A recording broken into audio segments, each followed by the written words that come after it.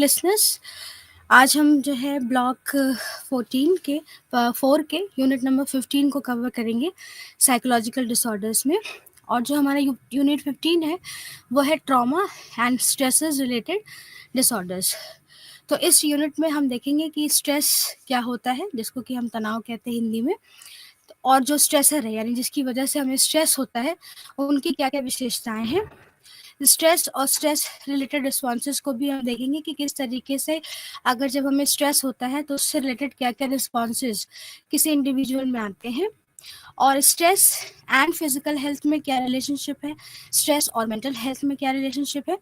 इसके साथ साथ ही हम एडजस्टमेंट डिसऑर्डर्स के बारे में भी देखेंगे कि एडजस्टमेंट डिसऑर्डर्स क्या होते हैं और उनके क्या सिम्टम्स हैं, कैसे हम पहचानेंगे कि हमें एडजस्टमेंट डिसऑर्डर हो रहा है, और कितने तरीके के हमारे एडजस्टमेंट डिसऑर्डर्स होते हैं। उसके बाद कॉजेज एडजस्टमेंट डिसऑर्डर्स के क्या क्या हैं और उनका ट्रीटमेंट हम किस तरीके से करते हैं, यानी क्या इंटरवेंशन या क्या साइकोलॉजिकल थेरेपी हम अप्लाई करके हम एडजस्टमेंट डिसऑर्डर्स को ट्रीट करने की कोशिश करते हैं। उसके बाद जो स्ट्रेस का बहुत बड़ा जो एक डिसऑर्डर है जिसको कि हम PTSD यानी इसका फुल फॉर्म है पोस्ट ट्रॉमेटिक स्ट्रेस डिसऑर्डर, उसको हम देखेंगे कि वो क्या होता है, उसके क्या क्या क्लिनिकल फीचर्स हैं जो कि DSM-5 के अकॉर्डिंग बनाए गए हैं, और पोस्ट ट्रॉमेटिक स्ट्रेस डिसऑर्डर के विभिन्न कारण क्या हैं कि किस वजह से हमें पोस्ट ट्रॉमेटिक स्ट्रेस डिसऑर्डर होता है। उसके बाद acute stress disorder, crisis intervention, ये बारे में भी हम इस यूनिट में कवर करने की कोशिश करेंगे।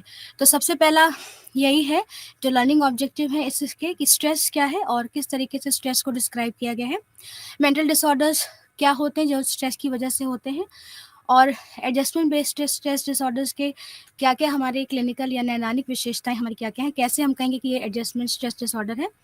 उसके बाद एक्यूट स्ट्रेस डिसऑर्डर और PTSD that is post traumatic stress disorder के बारे में भी हम देखेंगे। तो अगर ये देखा जाए, सबसे पहले हमें ये जानने की ज़रूरत है कि ये स्ट्रेस क्या होता है जिसको कि हम तनाव बोलते हैं। तो हर एक इंडिविजुअल जो भी व्यक्ति है वो अपनी लाइफ में रोज ही कोई ना कोई चैलेंजेस को फेस करता है। कई ऐसी हमारे चुनौतीपूर्ण, हमारे हर दिन जो है हमारा एक चुनौतीपूर्ण दिन ही हम कह सकते हैं होता है। तो इसको हर एक के फेस करने की जो कैपेसिटी होती है, कोई बहुत अच्छी तरीके से उसको फेस कर लेता है, और किसी को जो है वो थोड़ा समय लग जाता है या वो नहीं भी कर पाता है अपने चैलेंजेस को फेस जो कि वो रोज़ सफ़र कर रहा है। तो जो भी सिचुएशन जो हमें चुनौती दे रही है या जो भी हमारे चैलेंजेस लेकर आ रही है, ये हमारे फिजिकल और हमारे साइकोलॉजिकल वेलबींग पर पूरा असर डालती है, क्योंकि ये सिचुएशंस जो है हमारे जो फिजिकल वेलबींग होती है जो शरीर से रिलेटेड है, और जो हमारी साइकोलॉजिकल वेलबींग है जो हमारे मस्तिष्क से रिलेटेड है, इन दोनों पर ही एक बहुत ही इम्पैक्ट अपना जो है वो डालती है। और जो हेल्थ साइकोलॉजी है वो इन्हीं सारे साइकोलॉजिकल फैक्टर्स को जो कि हमारे स्ट्रेस की वजह से हुए हैं उनको देखने की कोशिश करती है कि हम अब स्ट्रेस की वजह से जो हमें साइकोलॉजिकल प्रॉब्लम्स हो रही है और जो हमें फिजिकल प्रॉब्लम्स हो रही है उसका हम किस तरीके से उसको अपने आप को क्योर रख सकते हैं, किस तरीके से हम अपने आप को बचा सकते हैं। तो इसलिए ये ज़रूरी है कि जो स्ट्रेस है और जो साइकोपैथोलॉजी जिसको कि हम साइकोलॉजिकल डिसऑर्डर्स भी बोलते हैं, इनके बीच में एक स्ट्रॉन्ग एसोसिएशन होता है, क्योंकि हमारे जो जितने भी मेंटल डिसऑर्डर्स हैं उनका कहीं ना कहीं एक रीज़न जो है वो स्ट्रेस होता है, और इन दोनों में एक बहुत ही स्ट्रॉन्ग एसोसिएशन देखा गया है।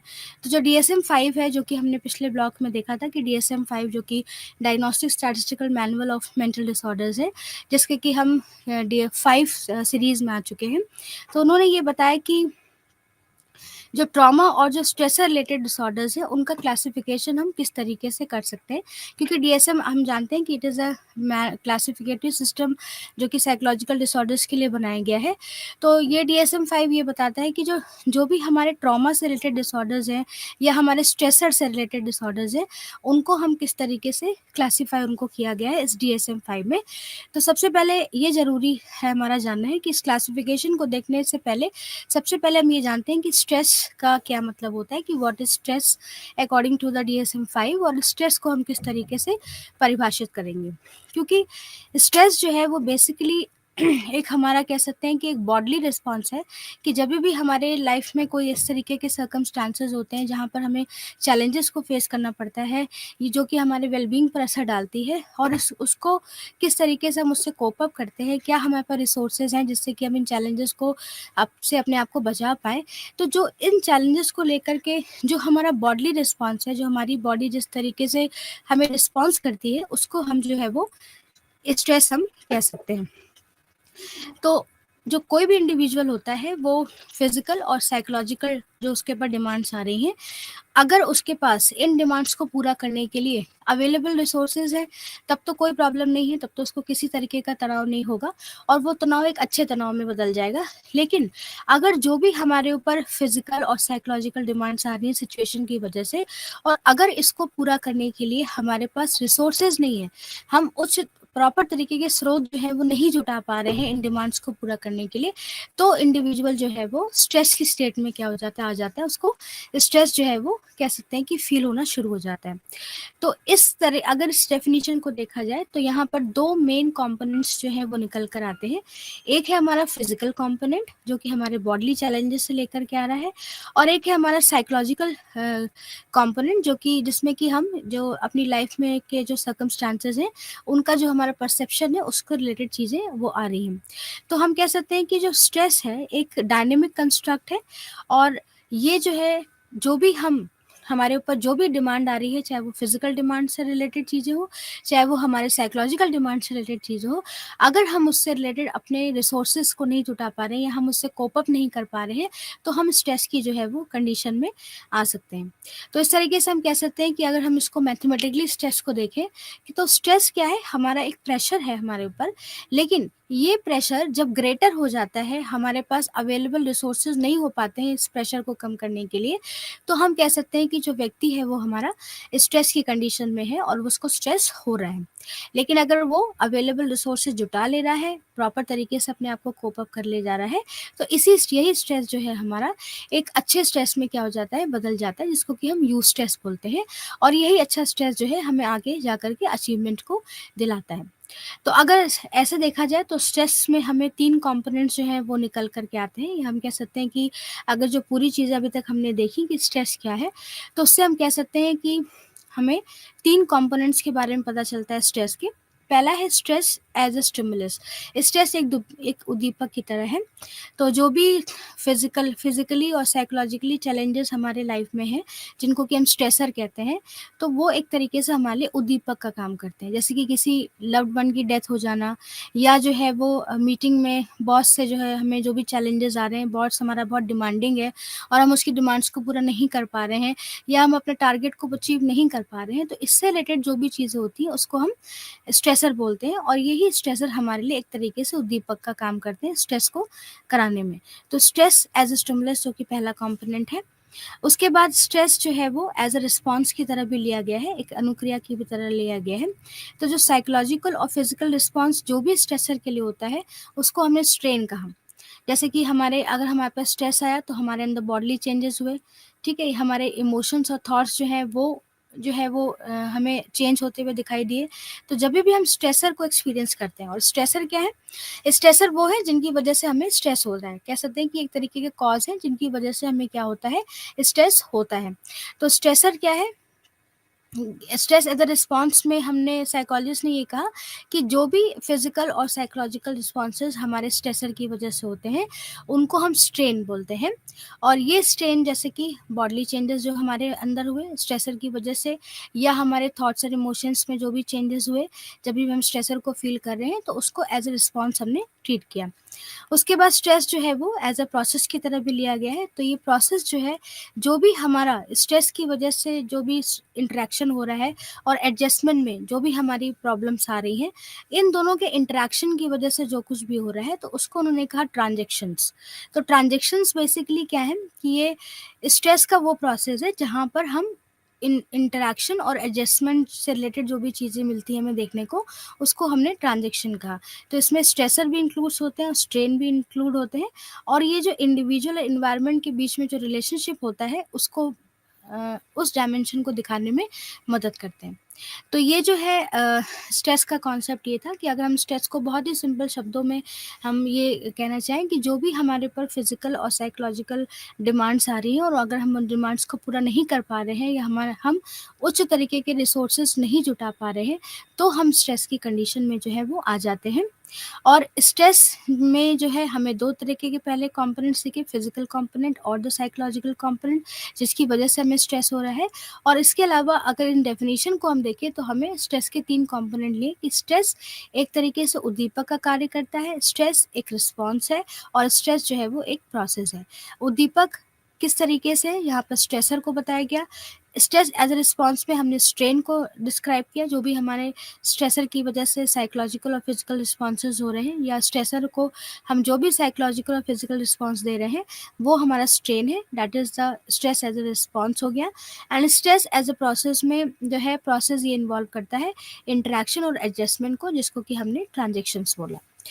अब इस फील्ड में स्ट्रेस की अगर हम फील्ड में देखें तो उसमें जो है वो हेंस सेली, इनका नाम बहुत ही मशहूर है क्योंकि इन्होंने स्ट्रेस के क्षेत्र में बहुत ही ज़्यादा काम किया है। ये एक ऑस्ट्रियन बॉर्न हंगेरियन साइंटिस्ट थे और इन्होंने स्ट्रेस को जो है का वर्ड यूज़ किया और उन्होंने इसको बताया कि स्ट्रेस जो है एक तरीके का स्ट्रेन है जो कि पीपल तब एक्सपीरियंस करते हैं जब वो अपने इन्वायरमेंटल कंडीशंस के साथ प्रॉपर तरीके से एडजस्ट नहीं कर पाते या कोप अप नहीं कर पाते। तो उन्होंने स्ट्रेस को एक स्ट्रेन की तरह लिया और इन्होंने कहा कि जो स्ट्रेस है कभी-कभी जो है वो पॉज़िटिव सिचुएशंस की वजह से भी होता है, जिसको कि अभी मैंने कहा कि वो एक अच्छा स्ट्रेस होता है हमारे लिए, क्योंकि ये स्ट्रेस हमारी जो स्किल्स और एबिलिटीज़ को क्या करता है, इंक्रीज़ करता है और हम आगे जा कर के जो है वो अपने अचीवमेंट को पूरा करते हैं। तो स्ट्रेस जो है वो आप हम कह सकते हैं कि सिक्के के 2 पहलू की तरह है, जिसमें एक साइड हमारा पॉज़िटिव है और दूसरा हमारा क्या है, नेगेटिव है। पॉज़िटिव वो है जब हम अपने डिमांड्स को पूरा करके और आगे बढ़ रहे हैं, जिसको कि हमने यू स्ट्रेस बोला, तो वो हमारा पॉज़िटिव स्ट्रेस है जो कि हमें अचीवमेंट की तरफ लेकर के जाएगा। और नेगेटिव वो स्ट्रेस हो गया कि स्ट्रेस को हम जब हमारे लिमिट के बियॉन्ड चला गया है, हम उसको पूरी तरीके से कोप अप नहीं कर पा रहे हैं उन साइकोलॉजिकल और फिजिकल डिमांड से, तो वो जो स्ट्रेस है वो नेगेटिव स्ट्रेस में क्या हो जाता है, कन्वर्ट हो जाता है। तो हम ये कह सकते हैं कि स्ट्रेस हमेशा बुरा नहीं होता है। जिस तरीके से सिक्के के 2 पहलू, उसी तरीके से स्ट्रेस का भी जो है हमारे 2 पहलू हैं, जहाँ पर एक हमें पॉजिटिव स्ट्रेस होता है और एक हमारा नेगेटिव स्ट्रेस है। जो पॉजिटिव स्ट्रेस है वो हमें ऊपर की तरफ लेके जा रहा है, हमें ग्रोथ देगा, जबकि जो हमारा नेगेटिव स्ट्रेस है वो हमें जो है वो हमारे स्किल्स और कैपेबिलिटीज़ को थोड़ा कम कर देगा, जिसकी वजह से हम बहुत ज़्यादा प्रेशर में आ जाएँगे। अब हेल्थ सेली ने ये भी बताया कि स्ट्रेस और साइकोपैथोलॉजी यानी जो मेंटल डिसऑर्डर्स होते हैं, उनमें एक अच्छा रिलेशनशिप है, काफ़ी अच्छा रिलेशनशिप देखा गया है उनके अंदर। और जिसको कि इन्होंने जो है वो उसको एक डायग्नोस्टिक फॉर्मुलेशन की तरह ट्रीट करने की कोशिश की कि अगर स्ट्रेस और साइकोपैथोलॉजी में क्या रिलेशनशिप है। तो उन्होंने ये देखा कि जो पोस्ट ट्रॉमेटिक स्ट्रेस डिसऑर्डर्स हैं, उनको एंजाइटी डिसऑर्डर्स के अंदर रखा गया है DSM-4 और DSM-4 में। और DSM-5 ने जो भी है वो एक नया डायग्नोस्टिक क्राइटेरिया इंट्रोड्यूस किया है फॉर द PTSD के लिए, जिसमें उन्होंने 4 क्लिनिकल सिम्पटम्स बताए हैं PTSD डिसऑर्डर्स के लिए, जो कि पोस्ट ट्रॉमेटिक स्ट्रेस डिसऑर्डर है। यानी जब स्ट्रेस हो गया है, उसके बाद कोई भी इवेंट हो गया, कोई भी पेनफुल इवेंट हो गया, उसके बाद जो हमको स्ट्रेस होता है, जिसको कि हम PTSD बोलते हैं। तो इसमें सबसे पहले इसको एंजाइटी डिसऑर्डर्स के अंदर रखा गया था DSM-4 और DSM-4 में। उसके बाद DSM-5 ने जो है न्यू डायग्नोस्टिक कैटेगरी जो है वो रिलीज़ की है स्ट्रेसर रिलेटेड डिसऑर्डर्स की, और इसमें PTSD के जो है वो 4 क्लिनिकल सिम्पटम्स बताए गए हैं। और इसके साथ ही साथ इन्होंने एक्यूट डिसऑर्डर को भी डायग्नोस्टिक कैटेगरी उनकी भी यहाँ पे एक्सप्लेन करने की कोशिश की है। तो ये जो डिसऑर्डर्स हैं ये साइकोलॉजिकल और बिहेवियरल डिस्टर्बेंसेस को लेकर के बनाए गए हैं, जिनको कि स्ट्रेसर्स के अंदर रखा गया है। तो हेल्थ सेली ने जो है वो इस तरीके से PTSD और स्ट्रेस के 2 पार्ट यानी कि positive and the negative stress को भी यहाँ पे इंट्रोड्यूस किया। अब ये है कि स्ट्रेसर्स जो हैं जिनकी वजह से हमें स्ट्रेस होता है, उनकी क्या-क्या विशेषताएँ हैं। तो यहाँ पर उन्होंने कहा कि जो स्ट्रेस जो है वो इसमें जो है वो एक तरीके से इंडिविजुअल डिफरेंसेस पाए जाते हैं। किसी को अगर किसी चीज़ से रिलेटेड स्ट्रेस है, तो मान लीजिए दूसरे व्यक्ति को उससे चीज़ से रिलेटेड स्ट्रेस जो है वो नहीं हो सकता है। तो यहाँ पर हमें इंडिविजुअल डिफरेंसेस देखने को बताए गए हैं। लेकिन अगर स्ट्रेसर की सीरियसनेस को देखना है कि स्ट्रेसर्स क्या होते हैं जिनकी वजह से हमें इतना स्ट्रेस हो रहा है, तो उसकी कुछ खास विशेषताएं मनोवैज्ञानिकों ने बताई है, जिसमें पहला है कि सिवियरिटी ऑफ अ स्ट्रेसर, कि स्ट्रेसर जो है हमारा कितना गंभीर है, उसकी सिवियरिटी क्या है। इट्स क्रॉनिसिटी, यानी कितने लंबे समय से वो जो है वो स्ट्रेसर हमारी लाइफ में बना हुआ है, उसका टाइमिंग क्या है, कब वो इंट्रोड्यूस हुआ और कब तक वो चलता आ रहा है, और ये कितना जो है वो इंडिविजुअल की लाइफ में क्लोजली उसके ऊपर इम्पैक्ट डाल रहा है स्ट्रेसर। और दूसरी चीज़ है कि जो इंडिविजुअल किस तरीके से अपने आप को जो है वो प्रिपेयर कर रहा है स्ट्रेसर के लिए, और इसकी कंट्रोलेबिलिटी क्या है, यानी कितना जो है हम इसको जो है वो कंट्रोल कर सकते हैं। तो एक तरीके से स्ट्रेसर होने के लिए, कि अगर कोई भी चीज़ जिसकी वजह से हमें स्ट्रेस हो रहा है, उसके लिए हमें जो है वो कुछ विशेषताओं को देखना बहुत ज़रूरी है। सबसे पहला, सिवियरिटी ऑफ अ स्ट्रेसर, कि कोई स्ट्रेसर जो है वो कितना गंभीर है। इट्स क्रॉनिसिटी, यानी कि कितने लंबे समय से वो बना हुआ है इंडिविजुअल की लाइफ में। उसका टाइमिंग क्या है और कितना वो इंडिविजुअल की लाइफ को इम्पैक्ट कर रहा है, ये भी देखना ज़रूरी है। और इट उसका इंडिविजुअल जो है वो अपने आप को किस तरीके से प्रिपेयर कर रहा है उस स्ट्रेस के लिए, और उसकी कंट्रोलेबिलिटी, यानी उसको कंट्रोल करने का क्या है, ये भी इसको देखना ज़रूरी है। तो जो स्ट्रेसर है, जो कि बहुत ही एक इंडिविजुअल की लाइफ में इम्पॉर्टेंट इम्पैक्ट डाल रहा है, जैसे कि फॉर एग्जांपल किसी का डिवोर्स हुआ है, या किसी की जॉब चली गई है, या किसी के बच्चे की डेथ हो गई है, तो ये जो स्ट्रेसर्स है कुछ ऐसे हैं जो कि बहुत ही इम्पॉर्टेंट इम्पैक्ट डालते हैं किसी भी इंडिविजुअल की लाइफ के ऊपर। तो और अगर स्ट्रेसर बहुत ही लंबे समय तक बना हुआ है, तो ये अपनी सीवियरिटी तक रीच कर जाता है, बहुत ही गंभीर हो जाता है।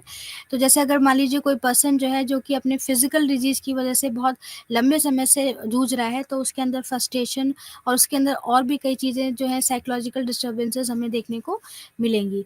तो स्ट्रेसर जो है वो उसकी सीवियरिटी, उसकी क्रॉनिसिटी, और वो कितने लंबे समय तक इंडिविजुअल की लाइफ को इम्पैक्ट कर रहा है, ये देखना जो है वो बहुत ज़रूरी है। क्योंकि अगर कोई भी स्ट्रेसफुल सिचुएशन है, बहुत ही ज़्यादा क्लोज़ है पर्सन के, तो वो बहुत ही ग्रेटर इम्पैक्ट डालती है। जैसे कि किसी के घर में किसी की डेथ हो जाना, बहुत ही क्लोज़ रिलेटेड वन है, तो उसकी अगर उसकी डेथ हो जाती है, या किसी के बच्चे की डेथ हो जाए, तो ये कुछ ऐसे स्ट्रेसर्स हैं जो कि बहुत ही लंबे समय तक पर्सन की लाइफ को क्या करते हैं, इम्पैक्ट करते रहते हैं। तो स्ट्रेसर्स की कैरेक्टरिस्टिक को जानना बहुत ज़रूरी है। अब ये है कि स्ट्रेस और स्ट्रेस रिलेटेड रिस्पॉन्स की हमारी बॉडी, अगर मान लीजिए कोई भी स्ट्रेस हमारी बॉडी में इंड्यूस हुआ है, तो किस तरीके से हमारी बॉडी उसके लिए रिस्पॉन्स करती है। तो इसके लिए जो है कुछ मैकेनिज़्म बताया गया कि किस तरीके से हम रिस्पॉन्स करते हैं। तो या तो हम फाइट करते हैं, या तो हम फ्लाइट कर जाते हैं उस रिस्पॉन्स से। तो इन यहाँ पर इन्होंने जो बताया कि जब भी कोई ऑर्गेनिज्म या कोई इसी इंडिविजुअल को स्ट्रेस होता है, तो उसकी बॉडी जो है वो अराउज़ हो जाती है, उत्तेजित हो जाती है, और उसके अंदर जो है वो तुरंत जो है वो सिम्पैथेटिक नर्वस सिस्टम और जो एंडोक्राइन सिस्टम है वो क्या हो जाता है, रैपिडली एक्टिवेट हो जाता है, मोटिवेट हो जाता है। तो इसको सेली ने जो है वो जनरल अडैप्टेशन सिंड्रोम मॉडल के नाम से पहचाना। तो जनरल अडैप्टेशन सिंड्रोम मॉडल क्या है, कि जब हमारे कोई भी इंडिविजुअल किसी भी स्ट्रेस को परसीव करता है, कि अब उसके बॉडी में स्ट्रेस आ चुका है, जब वो उसको परसीव करता है, तो हमारी बॉडी किस तरीके से रिस्पॉन्स करती है, उसको ये देखना बहुत ज़रूरी है। तो इसका एक मैकेनिज़्म दिया गया जिसको कि हेंस सेली ने दिया, जिसको कि इन्होंने जनरल अडैप्टेशन सिंड्रोम कहा, और इन्होंने कहा कि इसके किसी भी स्ट्रेस के लिए जो हमारी बॉडी रिस्पॉन्स देती है, उसके 3 स्टेजेज़ हैं। पहला स्टेज है अलार्म रिएक्शन। यहाँ पर जो है बॉडी अपने आप को गियर अप करती है, उठाती है कि स्ट्रेस अब इंड्यूस हो चुका है, या तो हमें उससे फाइट करना है, या तो फ्लाइट करना है। तो ये अलार्म रिएक्शन हुआ, कि अलार्म जैसे बजता है कि अब अलर्ट हो जाइए, कि कोई ऐसी अनवांटेड चीज़ हमारे लाइफ में आ चुकी है, जिसके लिए या हमें अपने आप को या तो फाइट करना है उस चीज़ से, या हम क्या कर जाएँ, फ्लाइट कर जाएँ, हम उस सिचुएशन को छोड़ दें। उसके बाद आती है स्टेज ऑफ रेजिस्टेंस। तो यहाँ पर स्ट्रेसर जो है बने रहते हैं बॉडी में, और बॉडी जो है वो इनसे अडाप्ट करने की और कोप अप करने की कोशिश करती है। तो यहाँ पर जो बॉडी है हमारी है, वो कई हार्मोन्स को क्या करती है, रिलीज़ करना स्टार्ट करती है। तो अगर स्ट्रेसर बहुत लंबे समय तक बना हुआ है, तो यहाँ स्टेज ऑफ रेजिस्टेंस हमें दिखाई देता है, जहाँ पर बॉडी ट्राइज टू अडाप्ट और कोप अप, कि यहाँ पर स्ट्रेसर से जो है वो कोप अप करने की कोशिश करती है। उसके बाद स्टेज ऑफ एग्जॉशन। तो यहाँ पर जो है, क्योंकि बहुत समय तक क्योंकि इन स्ट्रेसर से वो फाइट कर रही होती है, तो यहाँ पर जो है वो फिजियोलॉजिकल अराउजल जो है वो नीचे गिरने लग जाता है बॉडी का, और जो बॉडी की एनर्जी है वो धीरे धीरे खत्म होने लग जाती है। तो इस तरीके से हेंस सेली ने एक मॉडल दिया कि जब भी स्ट्रेसर जो है वो इंड्यूस होता है हमारी लाइफ में, तो हमारी बॉडी किस तरीके से रिएक्ट करती है, किस तरीके से काम करती है। तो उसको उन्होंने जनरल अडेप्टेशन मॉडल के नाम से उन्होंने जो है उसको इंट्रोड्यूस किया, जिसकी उन्होंने 3 स्टेजेस बताई: alarm reaction, stage of resistance and stage of exhaustion. अब उसके बाद यहाँ पर रिसर्चर ने 2 सिस्टम्स को आइडेंटिफाई किया है कि किस तरीके से हमारी बॉडी जो है वो स्टेज ऑफ रेजिस्टेंस में काम करती है। तो यहाँ पर 2 सिस्टम्स बताए गए उसके अंदर। पहला है सिंपैथेटिक एड्रिनोमेडुलरी सिस्टम, जिसको कि एसएएम कहा गया, and hypothalamic pituitary adrenocortical HPA axis. तो ये जो दोनों हैं, ये सिंपैथेटिक एड्रिनोमेडुलरी सिस्टम को अगर देखा जाए, तो यहाँ पर जो है वो बॉडी अपने आप को कई रिसोर्सेज देती है, जिससे कि अपने आप को वो उस स्ट्रेस से फाइट कर सके या फ्लाइट कर सके। तो जब भी कोई स्ट्रेसर आता है, तो यहाँ पर सबसे पहले हाइपोथैलेमस जो है वो स्टिमुलेट होता है, ये सिंपैथेटिक नर्वस सिस्टम को स्टिमुलेट करता है। उसके बाद जो है वो देखिए यहाँ पर एक डायग्राम के थ्रू भी यहाँ पर बताया गया है कि सबसे पहले स्ट्रेसर हमारी बॉडी में इंट्रोड्यूस हुआ, तो उसने जाकर के हाइपोथैलेमस जो होता है उसको एक्टिवेट किया। ठीक है, हाइपोथैलेमस जैसे ही एक्टिवेट हुआ, उसने दोनों सिस्टम्स को एक्टिवेट किया। पहला है सिंपैथेटिक नर्वस सिस्टम, और यहाँ पर उसने एक हार्मोन रिलीज किया, कॉर्टिकोट्रोपिन रिलीजिंग हार्मोन, जो कि ब्लड स्ट्रीम के थ्रू रिलीज हुआ। अब सिंपैथेटिक नर्वस सिस्टम ने जो है वो एड्रिनल मेडुला को क्या किया, एक्टिवेट किया वहाँ जाकर के, जिससे कि हमारे 2 हार्मोन निकल कर आए, एपाइनफ्राइन एंड द नॉरएपाइनफ्राइन, जो कि स्ट्रेस को से जूझने के लिए इंपॉर्टेंट होते हैं। उसके बाद जो है वो यहाँ पर जैसे ही कॉर्टिकोट्रोपिन रिलीजिंग हार्मोन रिलीज हुआ हाइपोथैलेमस से, इससे जाके पिट्यूटरी ग्लैंड को क्या किया, एक्टिवेट किया, और पिट्यूटरी ग्लैंड ने तुरंत एक हार्मोन रिलीज किया, जिसको कि हमने एड्रिनो कॉर्टिकोट्रोपिक हार्मोन एसीटीएच कहा। इसको तुरंत रिलीज करते हैं ब्लड स्ट्रीम में थ्रू द पिट्यूटरी ग्लैंड। उसके बाद जैसे ही हार्मोन रिलीज हुआ हमारी ब्लड में, उसने एड्रिनल कॉर्टेक्स को जाकर के एक्टिवेट किया, जैसे कि हमारा एक हार्मोन निकला, स्ट्रेस हार्मोन, जिसको कि हम कॉर्टिसोल बोलते हैं, वो हार्मोन रिलीज हुआ। उसके बाद स्ट्रेस हार्मोन जो है वो ब्लड स्ट्रीम में जाकर के उन्हें वैरायटी ऑफ ऑर्गन्स को क्या किया, उन्होंने एक्टिवेट किया, हार्ट को, ग्लैंड को, और उसके बाद हमारी बॉडी ने फाइट किया या तो फ्लाइट किया उससे। तो ये दोनों ही सिस्टम जो है, जब भी हम स्ट्रेसर को परसीव करते हैं, ये दोनों सिस्टम एक्टिवेट हो जाते हैं with the help of the hypothalamus, और उसके बाद जो है वो कई सारे बॉडी जो है वो हार्मोन्स को रिलीज करना स्टार्ट करती है, जिसमें से 2 सबसे इंपॉर्टेंट हार्मोन है, एड्रिनोकॉर्टिकोट्रोपिक हार्मोन एसीटीएच और द कॉर्टिसोल। इन दोनों की वजह से जो है बॉडी ये डिफाइन करती है कि हमें फाइट करना है या हमें फ्लाइट करने की कोशिश करना है।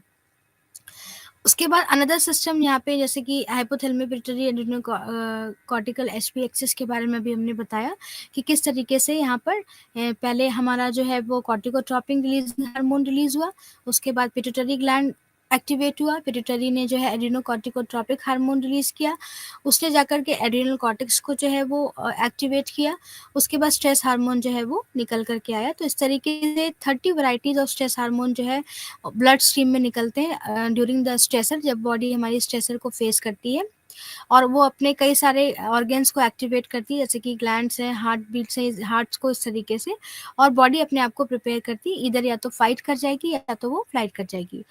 तो ये देखना कि ज़रूरी है कि जो हार्मोन्स हैं, तो अगर ये देखें हम, अगर हम सम अप करें, तो जो स्टेज ऑफ रेजिस्टेंस होती है, अगर हम ये कहें, तो यहाँ पर बॉडी बेसिकली कई सारे हार्मोन्स को रिलीज करना शुरू करती है, जिससे कि वो स्ट्रेसर से या तो फाइट कर ले, या तो अगर नहीं हो रहा तो वो फ्लाइट कर जाती है।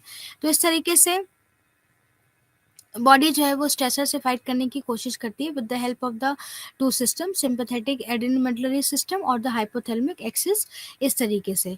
तो और ये सब जो है वो आपका सबसे पहले ब्रेन हमें फीडबैक देता है कि स्ट्रेसर आ गया है, फिर जैसे ही स्ट्रेसर आया हाइपोथैलेमस एक्टिवेट होता है। तो इस तरीके से पूरा एक मैकेनिज्म जो है हमारी बॉडी में वो चलता रहता है। तो एक और चीज़ की इन्होंने ये बात की है कि यहाँ पे एलोस्टैटिक लोड के बारे में, जो कि एक बायोलॉजिकल कॉस्ट है स्ट्रेस को अडॉप्ट करने के लिए। ये इंडिविजुअल में तब बहुत लो हो जाता है जब स्ट्रेस लेवल जो है when an individual stress level is low but higher when a person comes to face a stressor। तो जब इंडिविजुअल की लाइफ में स्ट्रेसर आता है, तभी एलोस्टैटिक लोड जो है वो बढ़ जाता है, क्योंकि जो कि एक बायोलॉजिकल कॉस्ट है स्ट्रेस को फाइंड आउट करने के लिए। और जब इंडिविजुअल की स्ट्रेस लेवल जो है वो लो हो जाता है, तो ये जो एलोस्टैटिक लोड है वो क्या हो जाता है, वो ये भी लो हो जाता है, जिससे कि स्टेबिलिटी को मेंटेन किया जाए। तो बेसिकली जो एलोस्टेसिस है, ये एक प्रोसेस है कि आप अपने एक्यूट स्ट्रेस से किस तरीके से जो है वो अडाप्ट कर रहे हैं, और किस तरीके से जो स्ट्रेस हार्मोन्स हैं वो रिलीज होकर के इस चैलेंज को बैलेंस करने में हमारी मदद कर रहे हैं। तो एलोस्टैटिक लोड जो है वो बेसिकली बहुत ज़्यादा जब स्ट्रेस होता है हमारी लाइफ में, तब हम इसको फेस करते हैं, और अपने आप को जो है जब स्ट्रेस का लेवल लो हो जाता है, तो ये ऑटोमेटिकली अपने आप क्या हो जाता है, वो लो हो जाता है। तो एलोस्टैटिक लोड जो है वो बेसिकली इंडिविजुअल फ्यूचर स्ट्रेसर से भी किस तरीके से अडाप्ट करेगा, इसको भी बताने में बहुत ही सक्षम है।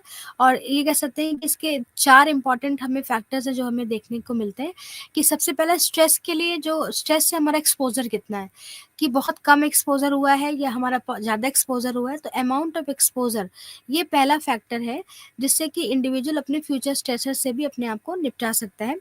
उसके बाद है मैग्नीट्यूड ऑफ रिएक्टिविटी, कि उसने जो भी स्ट्रेसर से रिएक्ट किया उसका क्या मैग्नीट्यूड था, किस तरीके से उसने रिएक्शन दिया।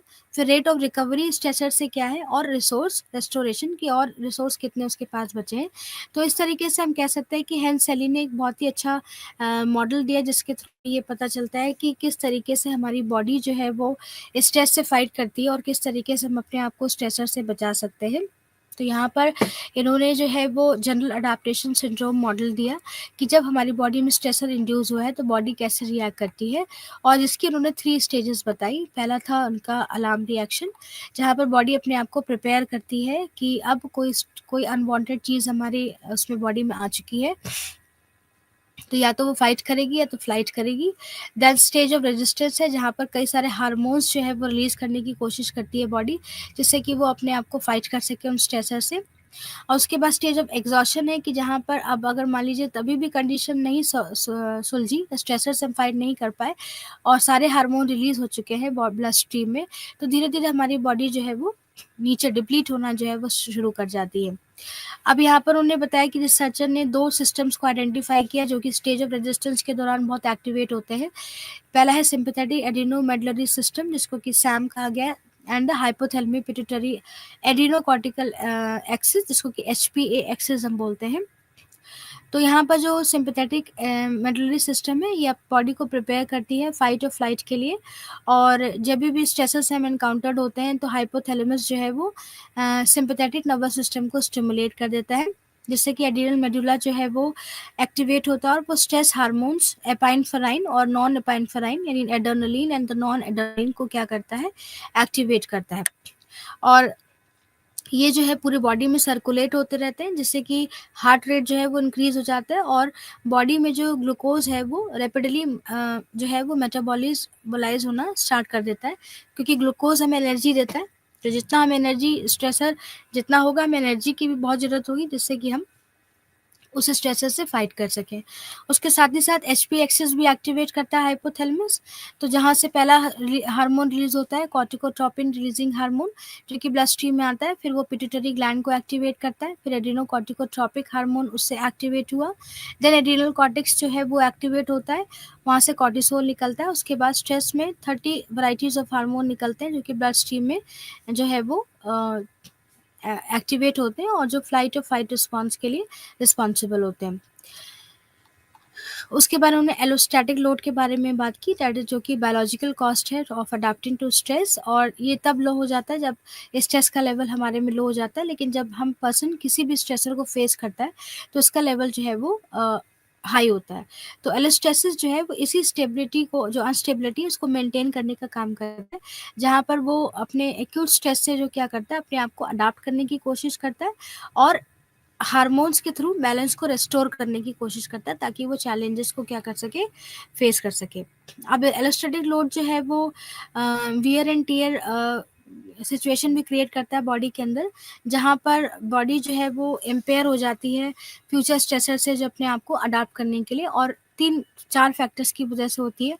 अगर अमाउंट ऑफ एक्सपोजर बहुत ज़्यादा है स्ट्रेसर का, मैग्नीट्यूड ऑफ रिएक्टिविटी जो है वो कम है या रेट ऑफ रिकवरी नहीं हो पा रही या रिसोर्स रेस्टोरेशन नहीं हो रहा है, तो वो जो फ्यूचर स्ट्रेसर्स हैं उनसे भी जो है वो आगे जाकर के अच्छे से कोप अप इंडिविजुअल नहीं कर पाता है। अब नेक्स्ट है यहाँ पर कि स्ट्रेस और फिजिकल हेल्थ जो है वो क्या है। तो यहाँ पे स्ट्रेस का फिजिकल हेल्थ हमारी ख़राब होने का एक मेन कारण स्ट्रेस आजकल फाइंड आउट हुआ है कि जो स्ट्रेस है वो मेडिकल कंडीशन से पूरी तरीके से हमारा लिंक्ड है, क्योंकि ब्रेन जो है वो हमारे इम्यून सिस्टम को भी इन्फ्लुएंस करता है और हमारे लिए कई सारी प्रॉब्लम्स को जो है वो क्रिएट करता है, जिससे कि हमें कई सारी फिजिकल डिजीज़ लगना स्टार्ट हो जाती हैं। ये भी हम कहते हैं कि अगर मान लीजिए बहुत स्ट्रेस का लेवल हाई है, तो अगर कोई पर्सन डायबिटिक है तो उसके डायबिटीज़ का लेवल भी उस दौरान जो है वो बहुत हाई होता है।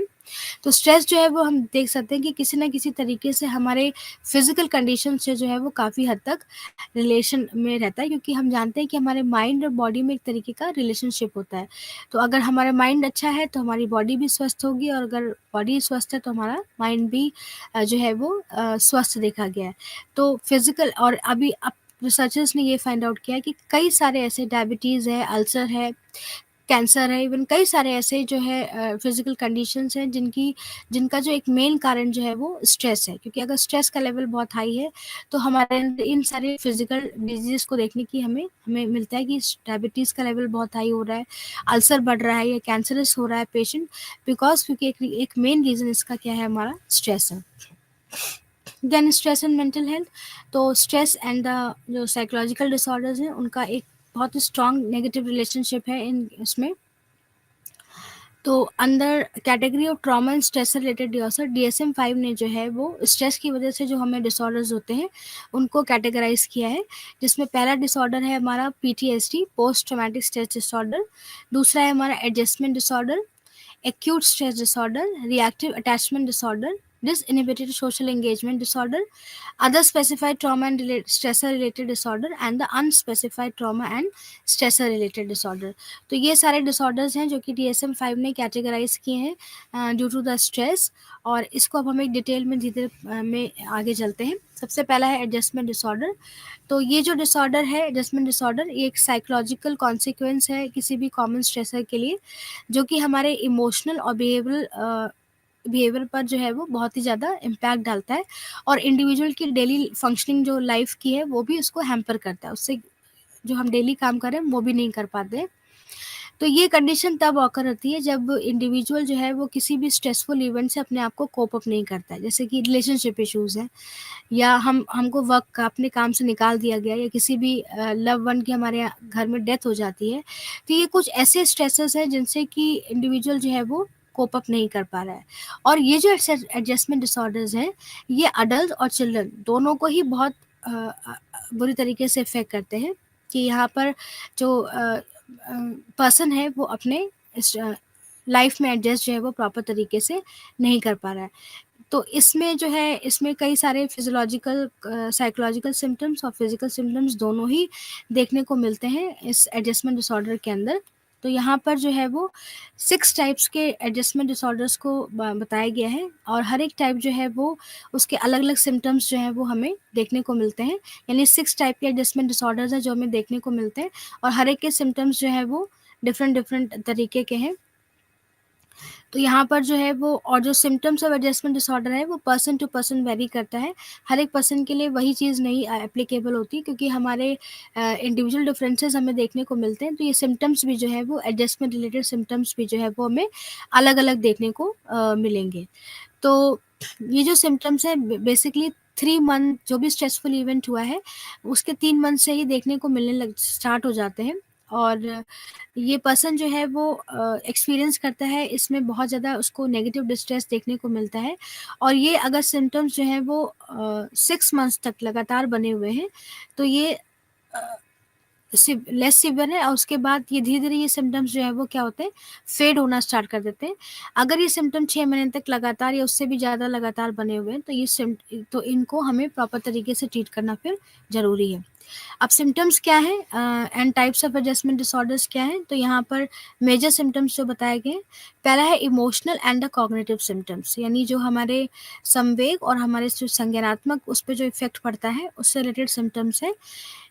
जैसे कि फॉर एग्जांपल होपलेसनेस आ जाना, निराशावाद हो जाना, नर्वसनेस होना बहुत ज़्यादा, लैक ऑफ एन्जॉयमेंट, लाइफ में कुछ भी नहीं है, और थोड़ी-थोड़ी देर पे रोना, क्राइंग स्पेल्स हैं, एंग्ज़ायटी, वरी बहुत ज़्यादा है, ट्रबल इन फॉलिंग अस्लीप कि हम ठीक तरीके से सो नहीं पा रहा है पर्सन, कंसंट्रेशन नहीं कर पा रहा है अपने उसमें, और इस तरीके के कुछ ऐसे सिम्पटम्स हैं जो कि देखने को मिलते हैं। और इसमें सुसाइडल थॉट्स को भी इंक्लूड किया गया है कि पर्सन को जो है वो लगातार सुसाइड करने के थॉट्स भी जो है वो आते रहते हैं।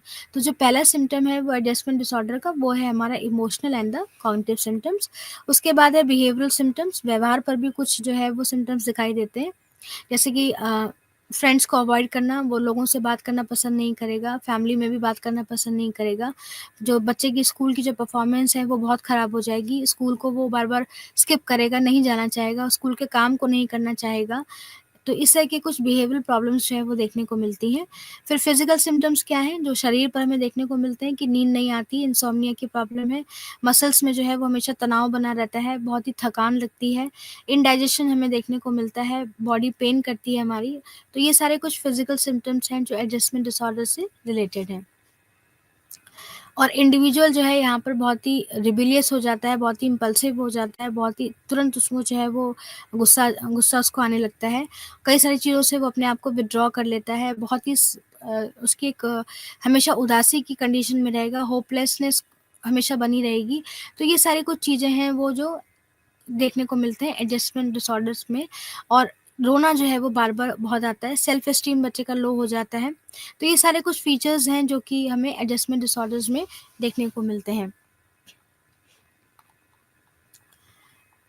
अब टाइप्स ऑफ एडजस्टमेंट डिसऑर्डर्स यहाँ पे बताए गए हैं। तो पहला है adjustment disorder with depressed mood, कि अगर किसी का बहुत ज़्यादा डिप्रेस्ड मूड है तो उससे के साथ एडजस्टमेंट डिसऑर्डर होता है। तो ये जो पीपल जो इस तरीके से डायग्नोज किए गए हैं उनमें हमें सैडनेस और होपलेसनेस सबसे ज़्यादा देखने को मिलती है। वो किसी भी एक्टिविटी में एन्जॉय नहीं कर सकते, उनको कोई प्लेज़र नहीं मिलता है। तो और हमेशा जो है इसमें रोना पर्सन को जो है वो हमेशा आता रहता है। तो ये adjustment disorder with depressed mood है।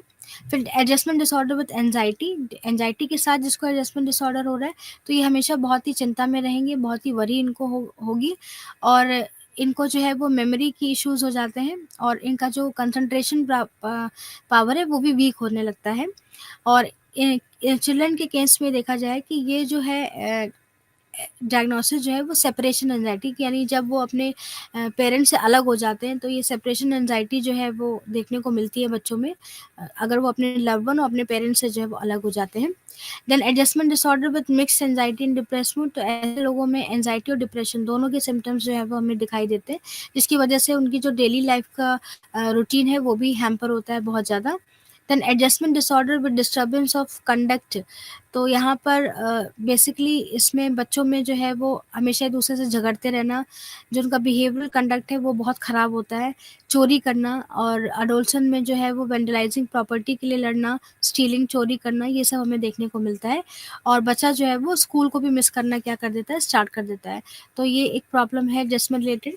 Then adjustment disorder with mixed disturbance of emotions and conduct, तो इसमें सिम्टम्स ऑफ डिप्रेशन हमें दिखाई देगा, एंजाइटी एंड द बिहेवियर और द कंडक्ट प्रॉब्लम्स ये हमें देखने को मिलती है।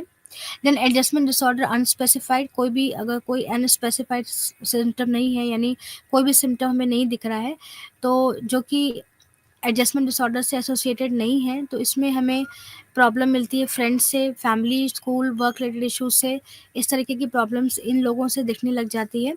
एंड ये जो है फिजिकल प्रॉब्लम भी इसमें हमें देखने को मिलती है। तो ये सारे कुछ टाइप्स हैं एडजस्टमेंट प्रॉब्लम के जो कि हमें देखने को मिलते हैं। और अगर हम सिम्टम्स की बात करें तो सिम्टम्स भी हमें जो है वो 3 तरीके के यहाँ पर दिखाई देते हैं, emotional and the cognitive symptom, behavioural symptom and the physical symptoms, जो कि एडजस्टमेंट रिलेटेड डिसऑर्डर से हमें दिखाई देते हैं।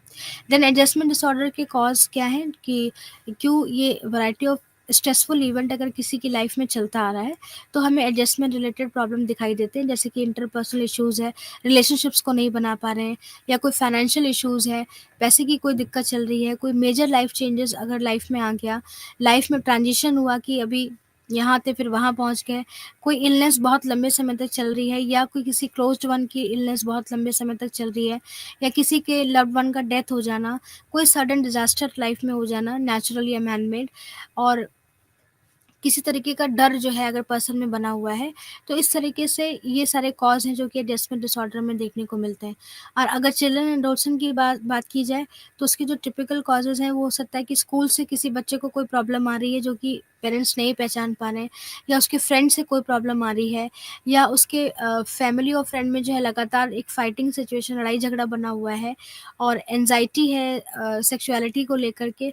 तो इस तरीके के कुछ ऐसे इश्यूज़ हैं या फैक्टर्स हैं जो कि एडजस्टमेंट डिसऑर्डर के कॉज़ के अंदर आते हैं। अगर वर्क रिलेटेड प्रॉब्लम्स हैं, वो भी एडजस्टमेंट रिलेटेड इश्यूज़ को बढ़ाती हैं। तो इस तरीके से अगर अनएम्प्लॉयमेंट बहुत बना हुआ है या अनएम्प्लॉयमेंट की वजह से जो है वो बहुत ही इकोनॉमिक डिप्रेशन देखने को मिल रहा है किसी भी यंग में, लॉन्गर ड्यूरेशन तक ये चीज़ें बनी हुई हैं अगर, तो ये सारे कॉजेज़ हैं जो कि एडजस्टमेंट से रिलेटेड डिसऑर्डर्स को हमें देखने को मिलते हैं इनकी वजह से। अब अगर ट्रीटमेंट की बात की जाए तो क्या ट्रीटमेंट है इस डिसऑर्डर का? तो ट्रीटमेंट की बात करें तो अगर बहुत ही सिवियर एडजस्टमेंट डिसऑर्डर बन गया है, तो उसको सिर्फ हम मेडिकेशन से ही ट्रीट कर सकते हैं, मेडिसिन दे करके, या हम कोई साइकोथेरेपी उनके ऊपर अप्लाई कर सकें, जिससे कि क्लाइंट को जो है वो बेस्ट एक सुटेबल ट्रीटमेंट मिल सके रिलेटेड टू एडजस्टमेंट डिसऑर्डर। तो थेरेपी जो है इसमें जो है वो एक प्राइमरी ट्रीटमेंट है कि अगर हम कोई भी साइकोथेरेपी अप्लाई कर रहे हैं, एंड साइकोथेरेपी में भी जो सबसे अच्छी थेरेपी मानी गई है वो है कॉग्निटिव बिहेवियर थेरेपी, जो कि बहुत ही हेल्पफुल है इन जो भी हमारा थिंकिंग पैटर्न खराब हो गया है इन एडजस्टमेंट डिसऑर्डर्स की, तो उसको ये चेंज करने की कोशिश करती है। क्योंकि हर एक बीमारी का जो मेन इशू है वो है हमारे थिंकिंग पैटर्न का। अगर थिंकिंग पैटर्न हमारा सही है तो हम हर चीज़ से कोप अप कर सकते हैं। लेकिन क्योंकि जब बहुत लंबे समय तक ये डिसऑर्डर्स चलते हैं तो हमारी जो थिंकिंग है वो बहुत ही एक इरेशनल की तरफ बढ़ जाती है। तो यहाँ पर जो सीबीटी टेक्निक है, कॉग्निटिव बिहेवियर थेरेपी, ये सबसे बेस्ट टेक्निक है जिसकी वजह से जो है हम अपने आप को इस डिसऑर्डर से क्या कर सकते हैं, क्लाइंट को ट्रीट किया जा सकता है। तो यहाँ पर क्योंकि जब भी हम किसी कोई भी हमें साइकोलॉजिकल डिसऑर्डर होता है, तो हमारे अंदर एक कैटास्ट्रोफाइजेशन यानी कोई कॉग्निटिव एरर्स आने लगते हैं। हमें अपने ऊपर ही संदेह होने लगता है कि हम जो है वो कभी भी अच्छा नहीं कर सकते, या हम एक नेगेटिव हम जो है अपने लिए बना लेते हैं कि अपनी सोच बना लेते हैं, और कई सारे एरर्स, कॉग्निटिव एरर्स हमें देखने को इसमें इस दौरान मिलते हैं क्लाइंट में। तो इन्हीं एरर्स को अगर हम जो है रेक्टिफाई कर दें या इनको ठीक कर दें with the help of the CBT, cognitive behaviour therapy, तो इंडिविजुअल जो है वो अपने आप को इन डिसऑर्डर से क्या कर सकता है, बचा सकता है। तो ये बहुत ही एक अच्छी टेक्निक है। लेकिन अगर बहुत ज़्यादा सीवियर हो चुका है ये डिसऑर्डर, तो उसको हम विदाउट मेडिकेशन के हम जो है वो ट्रीटमेंट नहीं दे सकते। पहले हमें मेडिसिन देने की ज़रूरत है, उसके बाद ही हम उसके ऊपर कोई साइकोथेरेपी जो है वो अप्लाई कर सकते हैं। तो इस तरीके से एडजस्टमेंट डिसऑर्डर को देखा जाए तो यहाँ पे जो ट्रीटमेंट का जो बेस्ट प्लान है वो है हमारा CBT, that is the cognitive behaviour therapy, जिसके थ्रू हम जो है वो एडजस्टमेंट डिसऑर्डर को ट्रीट करने की कोशिश करते हैं। तो ये था हमारा एडजस्टमेंट डिसऑर्डर। नेक्स्ट है हमारा पोस्ट ट्रॉमेटिक स्ट्रेस डिसऑर्डर, जिसको कि हम पीटीएसडी कहते हैं। एंड डीएसएम-5 में जो है इस डिसऑर्डर को बेसिकली जो ट्रॉमेटिक डिसऑर्डर के अंदर रखा गया है कि अगर लाइफ में कोई भी स्ट्रेसफुल इवेंट हो गया है, उसके बाद जो लाइफ थ्रेटनिंग सिचुएशंस जो लोगों में बनी हुई है, जिसको कि पीटीएसडी के अंदर रखा गया। एंड पीटीएसडी जो है वो बेसिकली सोल्जर्स में जब वॉर हुआ करती थी, तब बहुत ज़्यादा देखने को मिलता था। एंड ट्रॉमेटिक स्ट्रेस डिसऑर्डर जो है वो अ नेचुरल डिज़ास्टर जैसे अर्थक्वेक हुआ है, या अभी हम लोग कोविड से इतना जूझे हैं, तो लोगों को पीटीएसडी डिसऑर्डर बना हुआ है। तो पीटी डिसऑर्डर का मतलब ये है कि स्ट्रेस के बाद, जब स्ट्रेसफुल इवेंट हो गया, उसके बाद हमें जो ट्रॉमा बना हुआ है लगातार, उसको हमने पीटीएसडी का, और इसके सिम्पटम्स जो है एटलीस्ट हमें 1 मंथ तक जो है वो लगातार दिखते रहने चाहिए। तो हम कहते हैं कि पर्सन जो है वो डायग्नोज़ हुआ है पीटीएसडी से। अब अगर इसके सिम्पटम्स जो है वो 1 मंथ और 3 मंथ तक लगातार इवेंट जो है हमारे इसमें बना हुआ है, तो ऑलमोस्ट 1 साल तक हम जो है वो उसको देख रहे हैं, तो पर्सन जो है वो पीटीएसडी के अंदर है। और यहाँ पर वो अपनी नॉर्मल जो ऑक्यूपेशनल लाइफ है, जो सोशल लाइफ है, जो डेली लाइफ है, उसको वो प्रॉपर तरीके से हैंडल नहीं कर पाता है। तो इसकी रिकवरी विदिन 6 मंथ्स के अंदर अगर हो जाती है तो ठीक है। और पीटीएसडी जो है वो बेसिकली हम कह सकते हैं कि it is a traumatic event जो कि हमारे मेमोरी को पूरी तरीके से क्या कर देता है, बहुत ही पैथोलॉजिकल कर देता है, बहुत ही डिस्टर्ब कर देता है। तो पीटीएसडी के जो है वो DSM-5 ने में जो है वो कई सारे उसके क्लिनिकल सिम्पटम्स बताए हैं, जो कि हमें देखने को मिलता है, और ये डायग्नोस्टिक क्राइटेरिया बताया गया है पीटीएसडी को कि ये जो है अडल्ट्स और चिल्ड्रन में ओल्डर देन 6 इयर्स तक जो है वो दिखाई दे रहा है। तो जैसे एक्सपोज़र टू एक्चुअल और थ्रेटेन्ड डेथ किसी की हुई है, सीरियस कोई इंजरी हुई है, सेक्सुअल वायलेंस हुआ है, तो इस तरीके से ये जो है वो पीटीएसडी के अंदर ये सब दिखाई देता है। इनकी वजह से हमें पीटीएसडी होता है। तो इसके कुछ ये क्लिनिकल सिम्पटम्स जो हैं वो यहाँ पर दिखाया है कि पहला सिम्पटम हमें दिखा कि एक्सपोज़र अगर हमारा थ्रेटनिंग इवेंट से बहुत ज़्यादा है। उसके बाद है हमारा प्रेजेंस ऑफ वन और मोर फॉलोइंग इंट्रूजन सिम्पटम, जैसे कि traumatic event, beginning after the traumatic event, recurrent thought, ये सब जो आते रहते हैं, ये भी हमारे पीटीएसडी के जो है वो मेन है। नेगेटिव थॉट्स जो है लगातार आना, एकदम से अराउज हो जाना, और नाइटमेयर्स आना, यानी कि जो हमें सपने हैं वो भी इसके रिलेटेड दिखेंगे, और उसके ज़्यादा ही हम क्या होंगे, हमारे अराउज हो जाएंगे, हमारे नेगेटिव थॉट्स जो हैं वो क्या हो जाएंगे, बढ़ जाएंगे। तो ये सारे जो है वो क्या है, हमारे कुछ सिम्पटम्स हैं जो कि हमें पीटीएसडी के अंदर दिखाई देते हैं। तो अगर पीटीएसडी अगर डायग्नोस्ड हुआ है तो उसमें एटलीस्ट 1 मंथ तक हमें ये सिम्पटम लगातार दिखने चाहिए। सबसे पहला है री एक्सपीरियंस, लगातार हम उस ट्रॉमा को क्या करें, एक्सपीरियंस करें, उस को अवॉइड करने की कोशिश करें। नेगेटिव मूड हमारा हो रहा है और हम अराउज हो जा रहे हैं, तो इस तरह के सिम्पटम्स अगर लगातार हमें दिखाई दे रहे हैं एक महीने तक, तो हम कह सकते हैं कि पर्सन जो है वो पीटीएसडी डायग्नोस्ड हुआ है। जैसे इंट्रूजन है पहला यहाँ पर सिम्पटम, कि नाइटमेयर्स आना, जैसे अभी आपको बताया, इमेजेस, फ्लैशबैक, ये सारी चीज़ें अगर लगातार हो रही है, ट्रॉमा को लगातार उसमें आ रहा है, तो हम कह सकते हैं कि पर्सन को जो है वो पीटीएसडी है। ये पहला सिम्पटम, क्लिनिकल सिम्पटम है जो कि DSM-5 ने इंक्लूड किया था, दैट इज़ इंट्रूजन। उसके बाद है अवॉइडेंस, तो ये जो ट्रॉमा रिलेटेड स्टिमुलाई हैं, ये थॉट्स, फीलिंग्स और रिमाइंडर्स, इनको पर्सन जो है वो अवॉइड करने लगता है ताकि अपने रूटीन वर्क को वो कर सके। तो ये नेक्स्ट सिम्पटम हो गया according to DSM-5। Then negative cognition and mood, इसमें पूरी तरीके से जो मूड है या जो थिंकिंग प्रोसेस है वो एक तरीके से नेगेटिव हो जाता है पर्सन का। पर्सन जो है यहाँ पर उसको गिल्ट, शेम और इस तरीके से ब्लेम, इस तरीके के जो इमोशंस है वो उसके अंदर आने लगते हैं।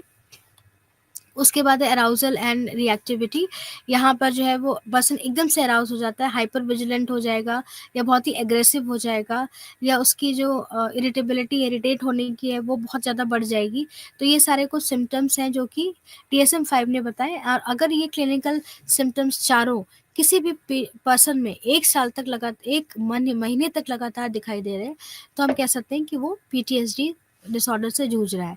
तो यहाँ पर चिल्ड्रन और एडोलसेंट दोनों में ये ट्रॉमा देखने को मिलता है, एंड स्पेशली चिल्ड्रन और less than 6 years of age जो है वो देखने को यहाँ पर मिलता है, जिसमें बच्चा जो है वो बिस्तर गीला करना या प्रॉपर तरीके से टॉयलेट ट्रेनिंग उसको नहीं कर पाना, तो ये सारी चीज़ें उसके अंदर दिखाई देती हैं। अब कॉजेज़ क्या हैं पीटीएसडी के? तो पीटीएसडी जो है वो एक बहुत ही कंट्रोवर्शियल एरिया रहा है। यहाँ पर इसके मेजर रीज़न्स तो अभी फाइंड आउट उतने नहीं हो पाए हैं, क्योंकि किसी भी ट्रॉमेटिक एक्सपीरियंस से हमें जब कोई स्ट्रेस हो रहा है तो हमने उसको पीटीएसडी के अंदर रखा है। तो पीटीएसडी जो है वो ऐसा नहीं है कि कोई इसका स्पेसिफिक कॉज़ हमें जो है फाइंड आउट हुआ है कि इसकी वजह से ही हमें जो है पीटीएसडी है। ऐसा कोई कॉज़ अभी फाइंड आउट नहीं हुआ है, और लेकिन इसकी वजह से जो है वो अ, कई सारे डिसऑर्डर्स देखने को ज़रूर मिलते हैं कि न्यूरोटिक हो रहा है पर्सन या साइकोटिक हो रहा है। और हम कह सकते हैं कि इसमें जो रिस्क फैक्टर्स जो है वो फीमेल्स में जो है वो ज़्यादा देखने को मिलता है कंपैरिजन टू मेल। तो इस तरीके से कोई भी एक स्पेसिफिक कॉज़ अभी तक हम लोग पीटीएसडी के लिए है फाइंड आउट नहीं कर पाए हैं कि क्या फाइंड आउट है। लेकिन इसकी वजह से जो है वो एक कह सकते हैं कि डेली लाइफ जो है वो पर्सन का हैम्पर होना शुरू हो जाता है। अब पीटीएसडी के उसमें एक और स्ट्रेस है, that is acute stress disorder. तो ये बेसिकली एक टेम्पररी कंडीशन है जो कि 3 महीने या 30 डेज़ तक अगर बनी हुई है, उसके बाद ख़त्म हो जाती है, तो हम कहते हैं कि वो एक्यूट स्ट्रेस डिसऑर्डर था। यानी कोई भी इवेंट हुआ और अगर वो एटलीस्ट 30 डेज़ तक पर्सन में बना हुआ है, तो हम कहते हैं कि उसको एक्यूट स्ट्रेस डिसऑर्डर हुआ है। लेकिन अगर इसके बाद भी बना हुआ है तो वो पीटीएसडी में जो है वो कन्वर्ट हो जाता है। लेकिन अगर 1 महीने तक है उसके बाद ख़त्म हो जा रहा है, तो हम कहते हैं कि वो एक्यूट स्ट्रेस डिसऑर्डर है, और it is a temporary condition जो कि ख़त्म हो जाती है आफ्टर द अगर उसने कोप अप कर लिया उस चीज़ से। तो इसमें है बेसिकली कोई सिवियर इंजरी हुई है या कोई भी एक्सीडेंट हुआ है, किसी भी लव्ड वन की डेथ हुई है या कोई नेचुरल डिज़ास्टर का एक्सपोज़र हुआ है, इस तरीके की चीज़ें जो हैं वो ये एक्यूट स्ट्रेस डिसऑर्डर के हमें कॉज़ देखने को इसमें मिलते हैं। उसके बाद नेक्स्ट है हमारा कि क्राइसिस इंटरवेंशन। तो क्राइसिस इंटरवेंशन जो है वो बेसिकली एक इमर्ज रिस्पॉन्स है किसी भी स्ट्रेसफुल सिचुएशन के लिए, कि क्राइसिस जो है वो बेसिकली एक परसेप्शन है और किसी भी इवेंट को एक्सपीरियंस करने का जिसमें कि करंट रिसोर्सेज और जो कोपिंग मैकेनिज्म है उसमें डिफ़िकल्टी हो रही है उसको जुटाने में, तो हम कहते हैं कि पर्सन जो है वो क्राइसिस में आ रहा है। तो क्राइसिस इंटरवेंशन जो है वो बेसिकली पर्सन के जो साइको सोशल डिटरेशन है उसको बढ़ाता है बहुत ज़्यादा। तो यहाँ पर कुछ क्राइसिस मैनेजर्स होते हैं जो इन क्राइसिस इंटरवेंशन को जो है वो ट्रीट करने की कोशिश करते हैं, कि यहाँ पर बेसिकली गोल को हमें रीमेक करना है, दोबारा से करना है, जिससे कि पर्सन जो है वो अपने इमीडिएट क्राइसिस से क्या कर सके, अपने आप को बचा सके। तो क्राइसिस इंटरवेंशन जो है वो एक और ये एक टेक्नीक है जिसके थ्रू हम अपने स्ट्रेस को फाइंड आउट कर सकते हैं। तो स्ट्रेस में बेसिकली हमने ये देखा कि जो स्ट्रेस है उसको किस तरीके से डिफ़ाइन किया गया है, और स्ट्रेस को 3 कंपोनेंट्स में जो है वो डिफ़ाइन किया गया है। Stress as a stimulus, stress as a response और स्ट्रेस एज़ अ हम कह सकते हैं कि इट इज़ अ प्रोसेस। और स्ट्रेसर को फाइंड आउट करना पहले बहुत ज़रूरी है, और ये भी देखना ज़रूरी है कि स्ट्रेसर की कैरेक्टरिस्टिक क्या है। अगर स्ट्रेसर की क्या सिवियरिटी है, स्ट्रेसर का जो है वो क्या उसका क्रॉनिसिटी बनी हुई है, बहुत लंबे समय तक अगर वो चला आ रहा है, तो भी वो पर्सन में जो है वो बहुत प्रॉब्लम क्रिएट करता है। स्ट्रेसर के लिए कैसा रिस्पॉन्स पर्सन दे रहा है, इस तरीके से इसको भी डिफ़ाइन करना बहुत ज़रूरी है। तो कैरेक्टरिस्टिक ऑफ स्ट्रेसर जो है वो बेसिकली बहुत इम्पॉर्टेंट है। फिर अगर हेंस सेली की बात कहा जाए तो उन्होंने कहा कि स्ट्रेस हमेशा ख़राब नहीं होता है। स्ट्रेस हमारा 2 तरीके का है, एक है हमारा गुड स्ट्रेस जिसको कि हमने यू स्ट्रेस बोला, जिसको कि हम पॉज़िटिव स्ट्रेस बोलते हैं, जो कि हमें अपने गोल की तरफ आगे बढ़ने के लिए प्रेरित करता है।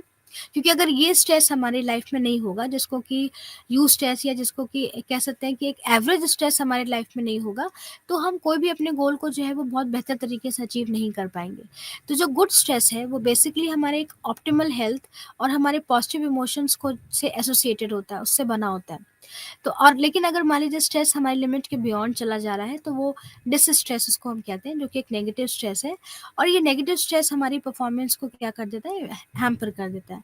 तो एक मॉडरेट लेवल का स्ट्रेस, जिसको कि हम एवरेज लेवल भी बोलते हैं, एक मॉडरेट लेवल का स्ट्रेस हमारी लाइफ में बना होना चाहिए, क्योंकि यही हमारी परफॉर्मेंस को ऑप्टिमाइज करता है, यानी हमारी परफॉर्मेंस को बढ़ाता है। तो स्ट्रेस, जैसे पहले भी कहा गया, कि हमेशा बुरा नहीं होता है, कॉइन के 2 साइड की तरह है, जिसमें एक हमारा पॉजिटिव एस्पेक्ट है और दूसरा हमारा एक नेगेटिव एस्पेक्ट है। तो हेंस सेली ने इसको इंट्रोड्यूस किया। फिर हेंस सेली ने ये भी बताया कि अगर स्ट्रेसर हमारी लाइफ में आ रहा है और हम लगातार, क्योंकि एक के बाद ये साइक्लिक प्रोसेस है, अगर एक स्ट्रेस गया तो फिर दूसरा स्ट्रेस आएगा, फिर तीसरा स्ट्रेस आएगा। तो अगर ये स्ट्रेस है तो हमारी बॉडी कैसे फाइट करेगी, किस तरीके से अपने आप को बचाने की कोशिश करेगी, या तो वो फाइट करेगी या तो फ्लाइट करेगी। तो ये दोनों ही मैकेनिज्म के लिए उन्होंने एक मॉडल दिया जिसको उन्होंने कहा जनरल अडेप्टेशन सिंड्रोम मॉडल। और इसके उन्होंने कहा कि ये इसकी 3 स्टेजेस होती है इस मॉडल की, कि अगर कोई स्ट्रेसर बॉडी में इंड्यूस हुआ है तो बॉडी कैसे रिएक्ट कर रही है, हम कैसे रिस्पॉन्स कर रहे हैं उस स्ट्रेसर के लिए। तो पहला है अलार्म रिएक्शन, जहाँ पर बॉडी एक वेकअप कंडीशन में आ जाती है कि कोई अनवांटेड सी चीज़ आ गई, हमें उसके लिए अपने आप को प्रिपेयर करना है, या फाइट करना है या तो फ्लाइट करना है। अलार्म रिएक्शन कुछ सेकंड्स के लिए होता है, उसके बाद हम स्टेज ऑफ रेजिस्टेंस में आ जाते हैं, जहाँ पर हार्मोन्स कई सारे रिलीज करती है बॉडी अपने आप को बचाने के लिए, कि हम इन स्ट्रेसर से किस तरीके से अपने आप को निकालने की कोशिश करें। एंड उसके बाद है हमारा stage of exhaustion. Stage of exhaustion में जो है वो प्रोलॉन्ग्ड जो है वो एक फिजियोलॉजिकल अराउजल डिप्लीशन होता है बॉडी का, क्योंकि कई सारे हार्मोन्स निकल चुके होते हैं और अभी भी स्ट्रेसर हमारी लाइफ में कंटिन्यूसली बना हुआ है। तो धीरे धीरे बॉडी जो है वो डिप्लीट होना जो है वो स्टार्ट कर जाती है, जिसको कि हम कहते हैं स्टेज ऑफ एग्जॉशन। फिर हेल्थ सेली ने यहाँ पे 2 सिस्टम्स को भी अडॉप्ट किया कि किस तरीके से स्टेज ऑफ रेजिस्टेंस में ये दोनों सिस्टम काम करते हैं, जिसमें पहला सिस्टम था हमारा सिंपैथेटिक एड्रेनोमेडुलरी सिस्टम सैम, और दूसरा था हमारा hypothalamic pituitary adrenocortical HP axis. और इसके थ्रू, और जो मेन हार्मोन हमारे लिए बहुत रिस्पॉन्सिबल है फॉर कंट्रोलिंग द स्ट्रेस, तो वो है हमारा एक एड्रेनोकॉर्टिकोट्रोपिक हार्मोन एसीटीएच, और दूसरा है हमारा कॉर्टिसोल, जो कि पिट्यूटरी ग्लैंड से ADHD निकल रहा है, क्योंकि होता क्या है कि सबसे पहले ब्रेन को सिग्नल मिला कि स्ट्रेसर आ चुका है। अब जैसे ही ब्रेन को सिग्नल मिला स्ट्रेसर का, उसने तुरंत हाइपोथैलेमस को क्या कर दिया, एक्टिवेट कर दिया। और जैसे ही हाइपोथैलेमस एक्टिवेट हुआ, उसने सिंपैथेटिक नर्वस सिस्टम को और को एक्टिवेट स्टार्ट कर दिया, और वहाँ से कई सारे हार्मोन्स जो है फिर निकलना क्या हो गए, स्टार्ट हो गए। तो इस तरीके से 2 मॉडल्स के थ्रू उन्होंने रेजिस्टेंस, स्टेज ऑफ रेजिस्टेंस बताया। उसके बाद एलोस्टैटिक लोड के बारे में बात की कि it is a biological cost of adapting the stress. और अगर स्ट्रेस अगर बहुत हाई होगा तो ये एलोस्टैटिक लोड बहुत बड़ा होगा, लेकिन अगर स्ट्रेस का लेवल लो होगा तो ये लोड बढ़ जाएगा। ये लोड है एक तरीके से स्ट्रेसर की वजह से जो हमारी बॉडी में आ रहा है, और जिसकी वजह से अगर ये लोड बहुत हाई रहेगा तो जो फ्यूचर के स्ट्रेसर होंगे हम उससे भी कोप अप नहीं कर पाएंगे। और इसके लिए 4 इंपॉर्टेंट फैक्टर्स हैं जो कि बहुत ज़रूरी देखना है कि कितना अमाउंट ऑफ एक्सपोजर है स्ट्रेसर से, कितने का एक्सपोजर है, कितनी मैग्नीट्यूड ऑफ रिएक्टिविटी है किसी भी पर्सन की उस स्ट्रेसर के लिए, उसका रेट ऑफ रिकवरी क्या है उस स्ट्रेसर के लिए, रिसोर्स रेस्टोरेशन यानी रिसोर्सेज उसके पास कितने हैं उसको करने के लिए। तो इस तरीके से स्ट्रेसर को कैसे अवॉइड करेंगे उसके बारे में हेंसली ने बताया। Then stress and physical health के बारे में उन्होंने बताया कि एक स्ट्रॉन्ग रिलेशनशिप होता है स्ट्रेस एंड फिजिकल हेल्थ के लिए। एंड आजकल बहुत सारी फिजिकल कंडीशंस के लिए हमारा स्ट्रेस जो है वो बहुत ही कह सकते हैं कि बहुत हमारे ऊपर इम्पैक्ट डाल रहा है। इवन डायबिटीज़ है, अल्सर है, कैंसर जैसी बीमारियों का भी एक रीज़न स्ट्रेस बन गया है। स्ट्रेस एंड मेंटल हेल्थ में स्ट्रॉन्ग एसोसिएशन है, और कई सारे DSM-5 ने जो स्ट्रेस से रिलेटेड डिसऑर्डर्स उनको कैटेगराइज किया है, जिसमें से 3 मेन है। PTSD है हमारा, एक्यूट स्ट्रेस डिसऑर्डर है, एंड द एडजस्टमेंट डिसऑर्डर है जो कि हमें देखने को मिलता है। तो और फिर एडजस्टमेंट डिसऑर्डर्स जो हैं उनके बारे में डिस्क्राइब किया गया कि बेसिकली इनके सिम्टम्स क्या हैं। 3 सिम्टम्स हैं, emotional, cognitive symptom, behavioural and the physical symptom. और इनका ट्रीटमेंट के लिए हम CBT सबसे इम्पॉर्टेंट है। और दीज आर द टाइप्स की डिप्रेस मूड के थ्रू एक एडजस्टमेंट डिसऑर्डर है, एंजाइटी के साथ एक एडजस्टमेंट डिसऑर्डर है, एंजाइटी और डिप्रेस मूड के साथ भी एंजाइटी एडजस्टमेंट डिसऑर्डर देखने को मिलता है। कंडक्ट, अगर बिहेवियर कंडक्ट बहुत ख़राब है तो हमें एडजस्टमेंट डिसऑर्डर को मिलता है। इमोशंस प्रॉपर नहीं है या कोई अनस्पेसिफाइड कोई भी रीज़न स्पेसिफाई नहीं हो पाया तो भी एडजस्टमेंट डिसऑर्डर हमें देखने को मिलता है। और कई सारे कॉजेज़ हैं, एंड ट्रीटमेंट जो बेस्ट ट्रीटमेंट है वो इसका CBT है। फिर PTSD बताया गया आफ्टर द स्ट्रेस, जो भी स्ट्रेस बना हुआ है, और इसके 4 clinical feature to DSM-5 intrusion है, उसके बाद है हमारा अवॉइडेंस है, नेगेटिव थॉट्स एंड मूड्स हैं, और उसके बाद अराउजल एंड द रिएक्टिविटी है। एंड कॉजेज ऑफ PTSD कोई स्पेसिफिक कॉज अभी तक कुछ नहीं दिखाई दिया है, एंड इसका ट्रीटमेंट भी CBT है जो कि बेस्टफुल है। एक्यूट स्ट्रेस डिसऑर्डर जो कि एक टेम्पररी कंडीशन है जो कि 1 महीने तक लगातार देखने को मिलती है, उसके बाद ये खत्म हो जाती है।